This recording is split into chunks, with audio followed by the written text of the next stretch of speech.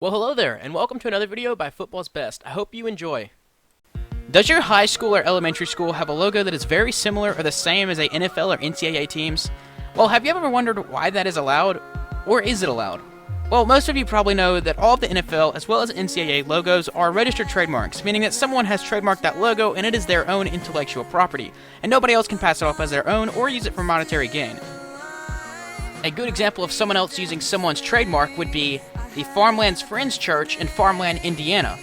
The church was passing out flyers for a Super Bowl party, which would double as a fundraiser for the church. When the NFL heard about this, they were quick to contact the church.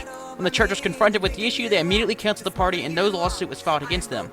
This is actually illegal to use someone else's trademarked word, which was Super Bowl, and make money off of it. This is just an example of how closely the NFL likes to protect their intellectual property, as well as when you use someone else's trademark.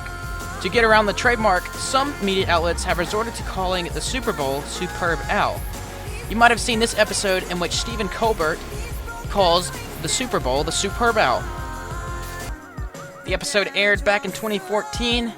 He used a clever play of words to avoid any lawsuit.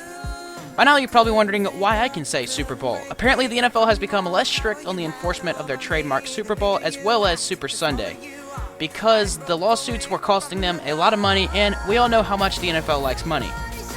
So unless you own a large media outlet, then I think you are safe from any lawsuit for having a Super Bowl party or even saying Super Bowl. So now we know that there are indeed laws that prevent a non-profit organization like a church or school from using intellectual property of the NFL's. So if these laws are in place, then why do schools not get in trouble for using NCAA and NFL logos? Well, some teams are actually taking action. According to a Reddit user, his high school, located in Ohio, used a very close copy to the Oregon State Beaver, which enraged staff at OSU and drove them to send a cease and desist letter to a small high school across the country. The high school changed their logo and no other action was taken by Oregon State. When I first started researching this video, I assumed that logos of NCAA and NFL teams could be recycled because they are being used by non-profit schools, which do not make any individual money. So I figured there was some fair use doctrine which allowed this to happen, but I was wrong about there being a law. However, the NFL has actually openly stated that as long as the logos are being used for non-profit purposes, then it's fair game, and anyone can use them. For example, a city league can use all 32 NFL teams' logos as well and not pay the NFL a penny. As for NCAA teams, the NCAA lets colleges decide if they will allow lower-level schools to use their logos.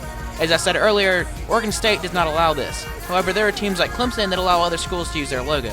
And then there are teams like Georgia that, well, they flat out tell a NFL team that they are taking their logo. I think that Georgia is the only D1 NCAA team that uses another team's logo. According to a Wikipedia page, the University of Georgia's president in 1961 told the president of Green Bay at the time that he was going to use their logo, and he was okay with it. This is probably partially due to Green Bay being the only non-profit team in the NFL, which by itself deserves its own video.